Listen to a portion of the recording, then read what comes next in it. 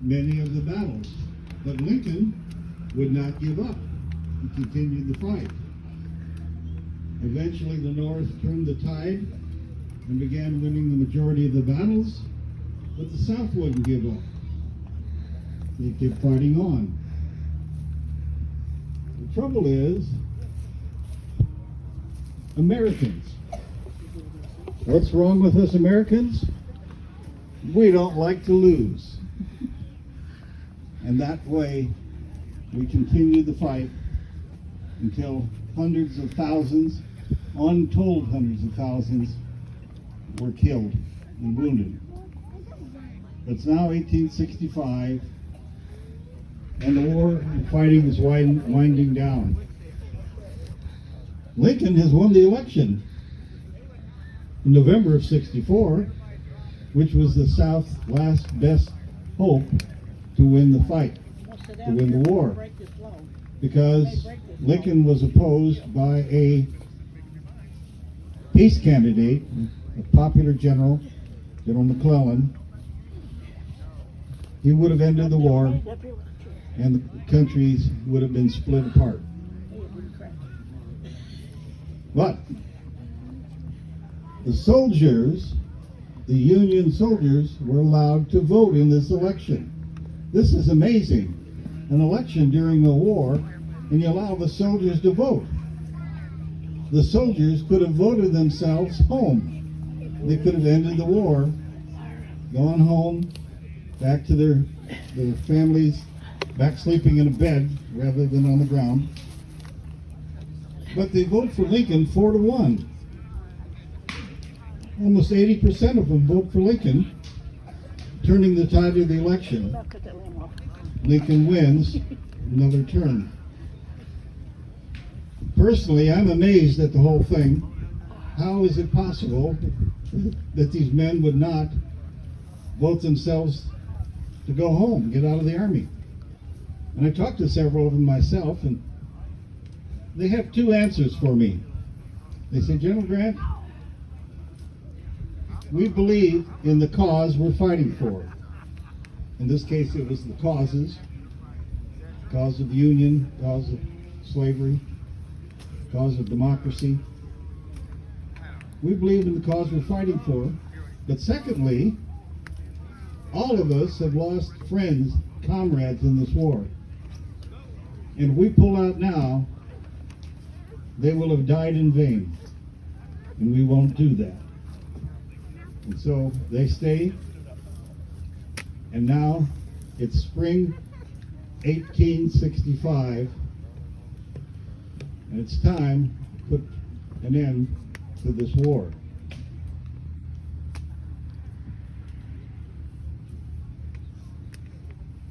I decided I'm going to go up to Washington to talk to President Lincoln about how we can end this thing.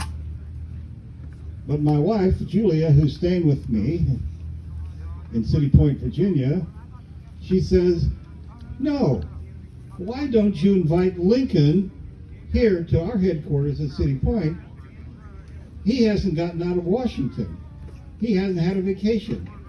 Bring him down here. Get him out of town. So I write him a letter inviting him down to spend 2 days with me. He agrees. He comes down and spends 2 weeks. He enjoys it so much. Seeing and being with the troops, seeing what we have done there at City Point. It's no longer just an army camp. We made a city there with factories, warehouses, bakeries, make 100,000 loaves of bread a day. The ships come into wharfs. Instead of taking their cargo and putting it on the docks, they go right into train cars. And these train cars go right up to the front lines. It's an amazing thing Lincoln gets to see.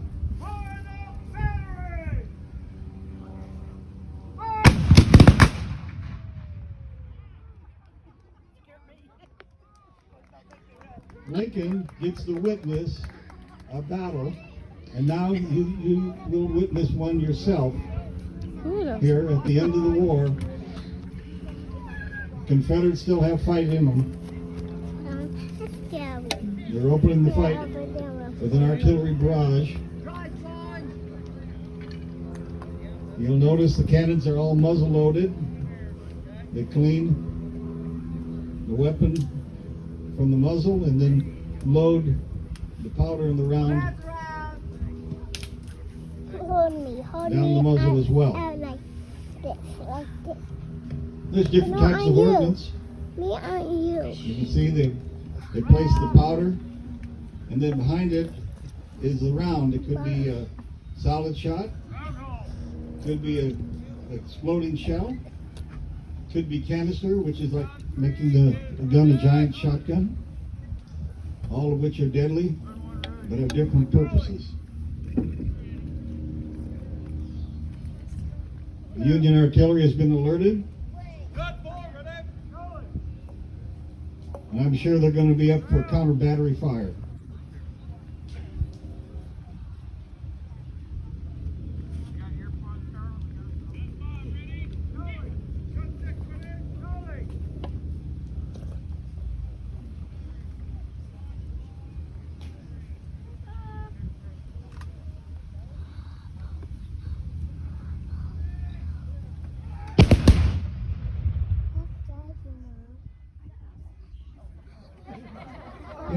It appears they hit a car. Again.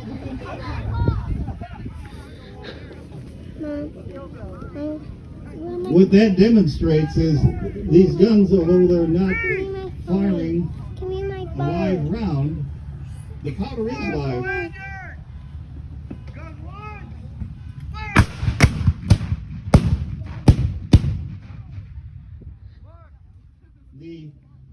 The powder is actual cannon-grade gunpowder, and it does make a sound, but it also creates a concussion. So you'll never see the soldiers or the crew standing out in front of the muzzle. The concussion is such that it could cause quite damage to your body or to automobiles who have a concussion-related safety device for alarm. Mom, you take a picture of gun, I take a picture of car.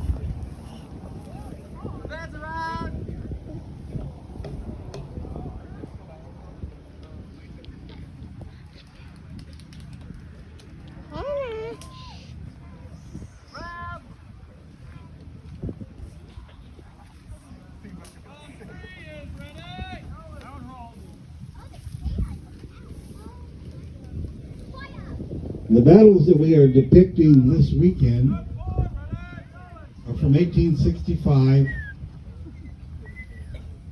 when Robert E. Lee has pulled out of the trenches around Richmond and Petersburg and is heading west to join up, hopefully, with General Johnson's army from North Carolina.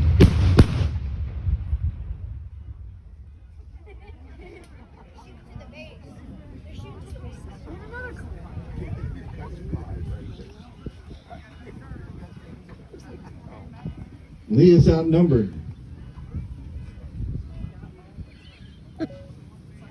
but his men are still in high spirits, and they can march fast.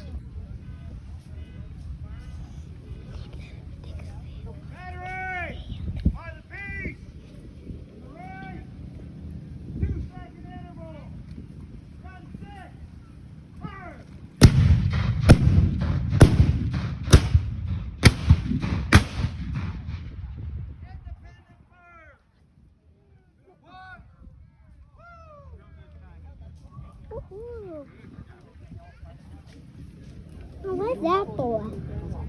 Is it to throw at them? What's that whole bunch for? To step on? Why? On the trees. I can step on it? That would not make me fall. Ah, big boy. Hi. Hello, come. We still went down. We still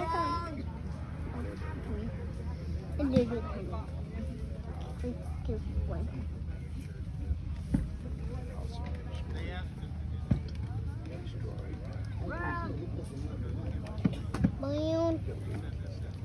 better be take a picture. Round one. I better be protected.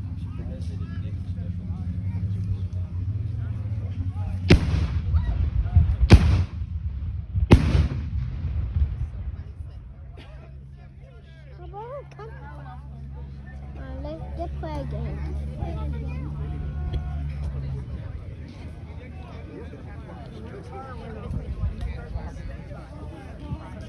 The Confederate Army, as you see, is moving out in line to assault the Union position. Wow. To meet them, the Federal commander has sent out a skirmish line of dismounted cavalrymen. People leave it. Why? How people trying to leave?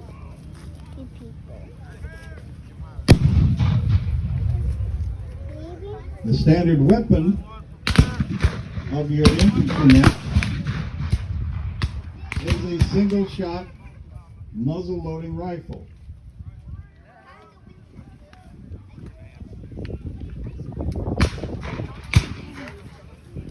Soldiers can only load one round at a time, but the weapon is fairly accurate. Now, the Union dismounted cavalry may have carbines or repeating rifles or repeating carbines where they can fire anywhere from 7 to 13 rounds before reloading. This gives them an advantage.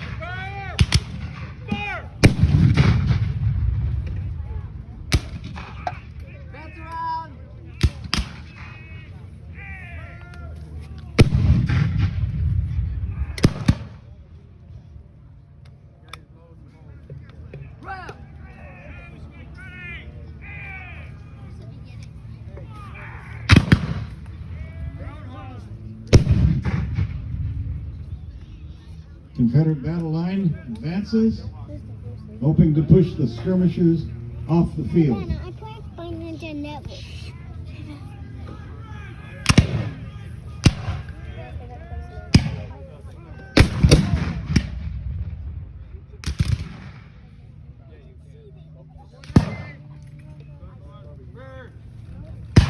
Fire!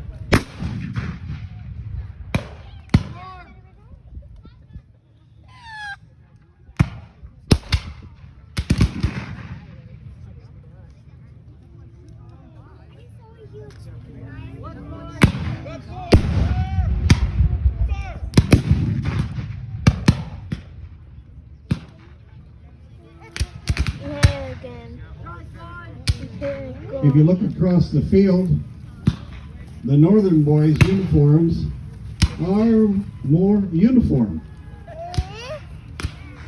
Where at this point in the war, the southern soldier may or may not have the same color. Some were in butternut, some gray, some in any color they can get.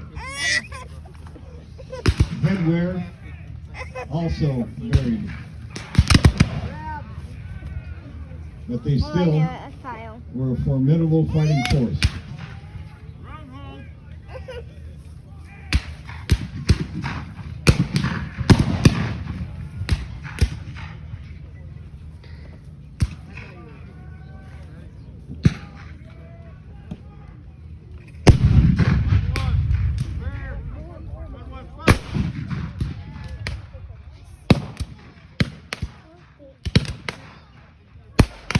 It appears the federal commander has decided to pull out the bulk of his infantry onto the field.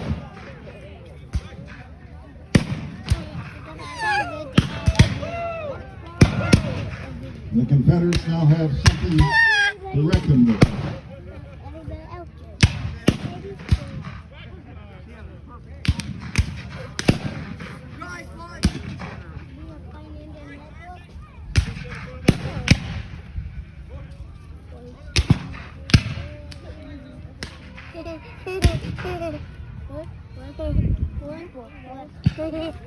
Pass around. That's one number 2. Yeah, number 2. I see. Yeah.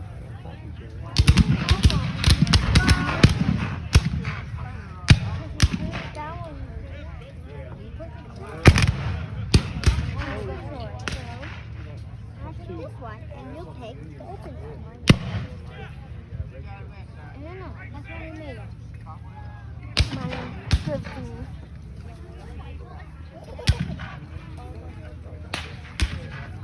Stand.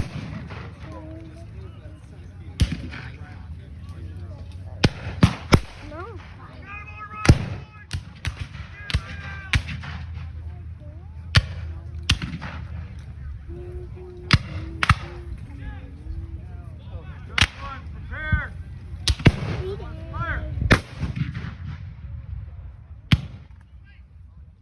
The Confederate commanding officer realizes the numbers are not in his favor.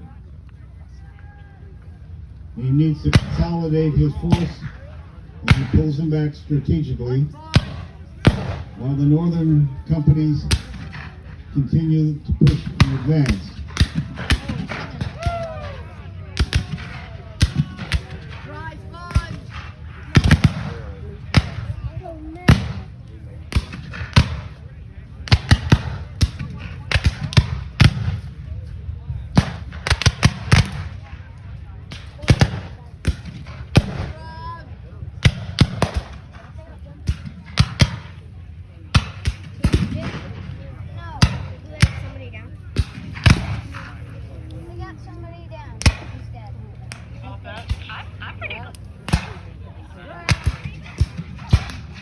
The Union commander is sending his dismounted cavalry to attack the Confederates' left flank. They've had to pull back and refuse the left to keep from being flanked.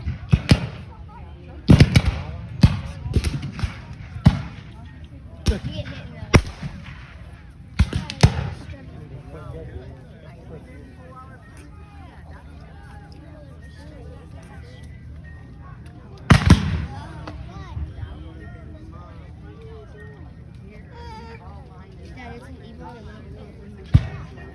they definitely still have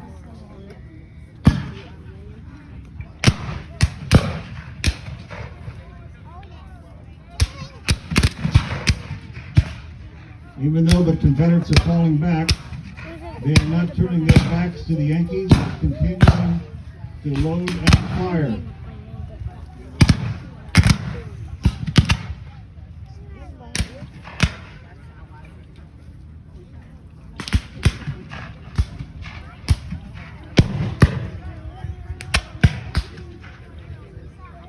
Union cavalry down the hill is threatening to hit the Confederates' left flank and roll them up.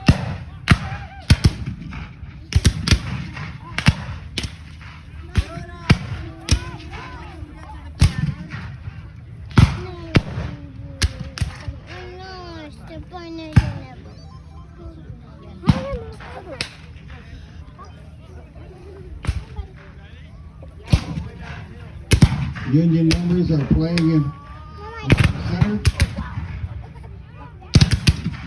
hoping to push them back.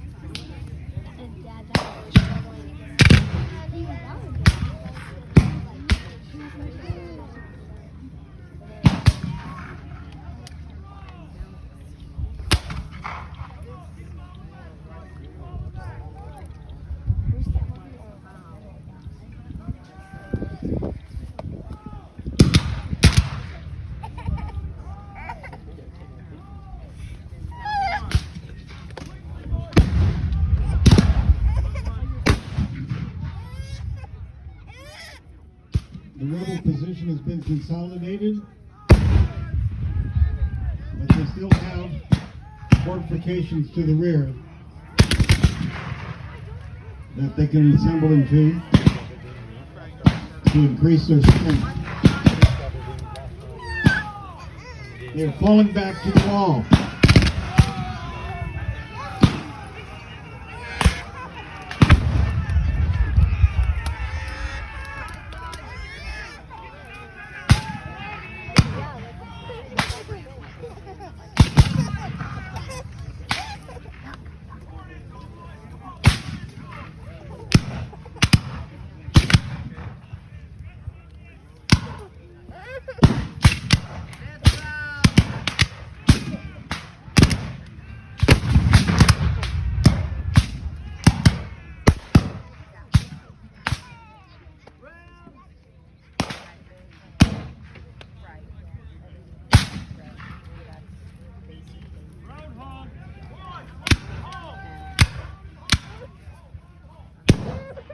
Confederate officer orders his men to load and hold to wait for the Union push.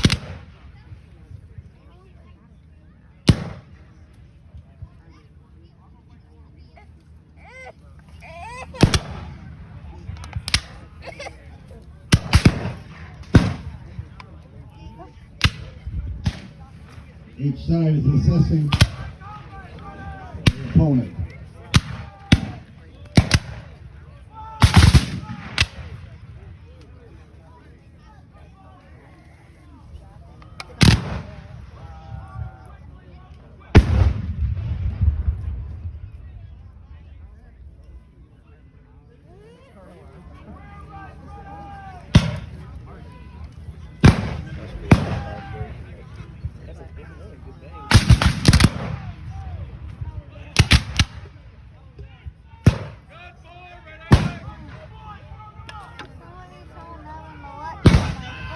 Here comes the push with the hurrah. The Union troops mean business. They're going to take it at all costs. Casualties are heavy. With the hurrah, they're over the wall. They're pushing them back. Back they go. Into the woods. Prisoners are taken.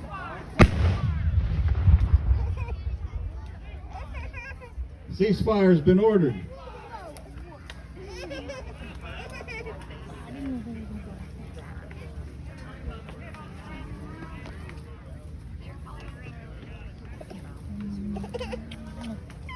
Are we gonna win?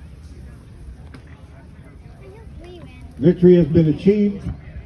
Confederate forces have been driven from the field. The Union are in charge of the field works.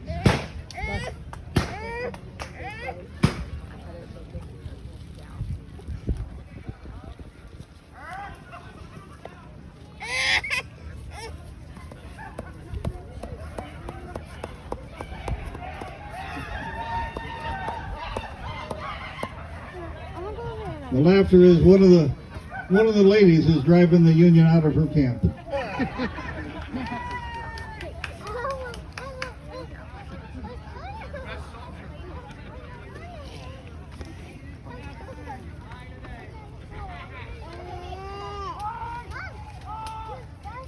Rise up. Let's give our reenactors a hand for the great show of authenticity.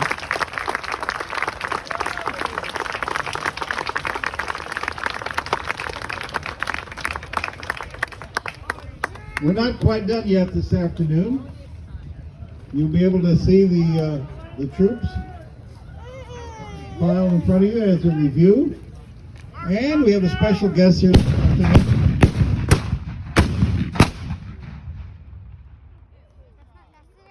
We have a special guest this afternoon. Not only our president, but President Abraham Lincoln, our 16th president, is here to say a few appropriate words. Mr. President.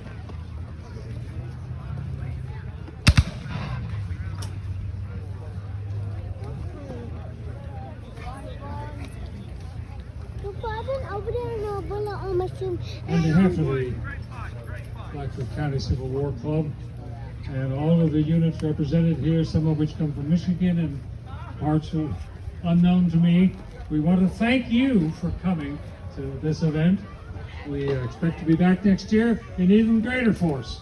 So we thank you for this. I am going to give Abraham Lincoln's famous Gettysburg Address, which happened in 1863, and so I will render that, and then we will have a parade of the troops, and we will have a news conference with the generals and presidents afterwards. 77 years ago, our fathers brought forth on this continent a new nation, conceived in liberty, and dedicated to the proposition that all men are created equal. Now, we are engaged in a great civil war, testing whether that nation or any nation so conceived and so dedicated will long endure. We are met on a great battlefield of that war. We've come to dedicate a portion of that field as a final resting place for those who here gave their lives that that nation might live. It is altogether fitting and proper that we should do this, but in a larger sense, we cannot dedicate, we cannot consecrate, we cannot hallow this ground. The brave men, living and dead, who struggled here, have consecrated it far above all poor power to add or detract. The world will little no longer remember what we say here, but it can never forget what they did here. It is for us, the living, rather, to be dedicated here to the unfinished work which they, who fought here, have thus far so nobly advanced.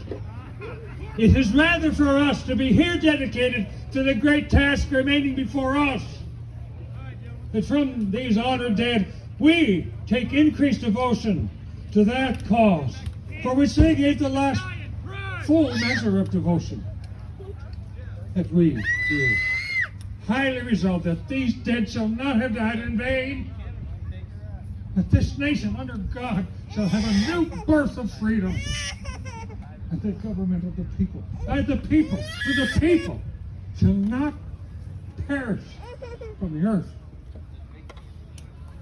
Thank you.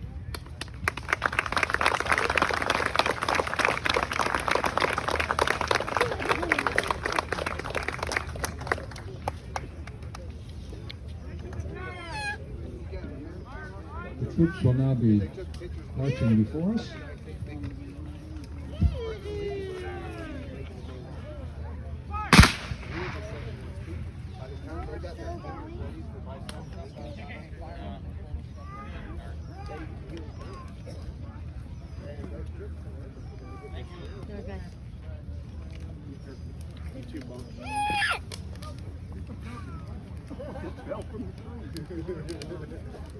Incoming!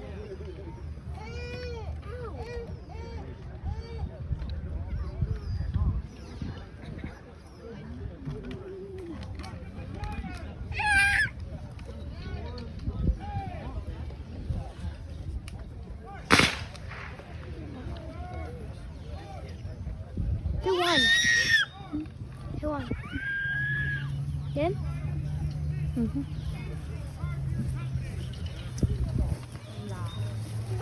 Right shoulder stem! Oh!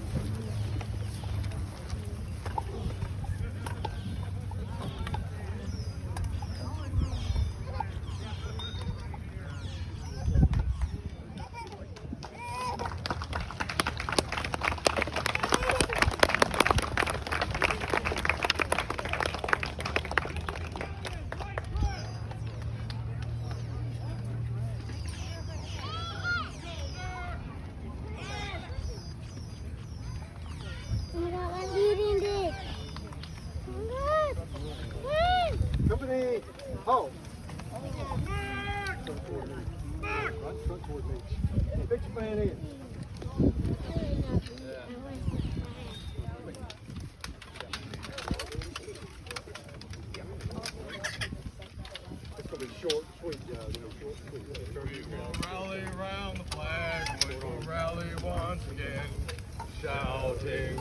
What's coming? Eyes black. Government, the Union Army.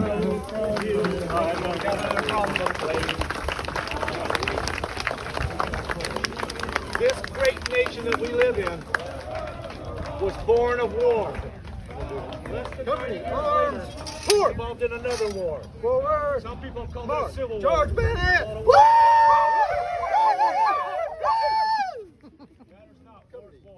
Two rings. 61, right. 1865. Live 1,462 days. 620,000 Americans died. Oh, maybe we should. Matter not if you wore blue, gray, or butternut. Each man believed in what he was doing. Each side believed in their cause. They gladly gave their lives for that cause. We just reenact. Everybody you see here, we do this.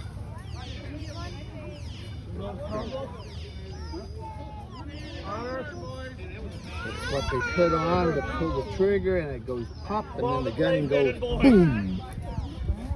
Okay. And for you, you're welcome. Thanks. Thank you so much.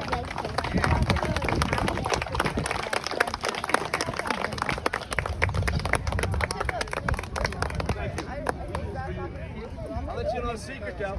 Those of you who are here, you have an opportunity. Mr. President, we have with us not only Abraham Lincoln,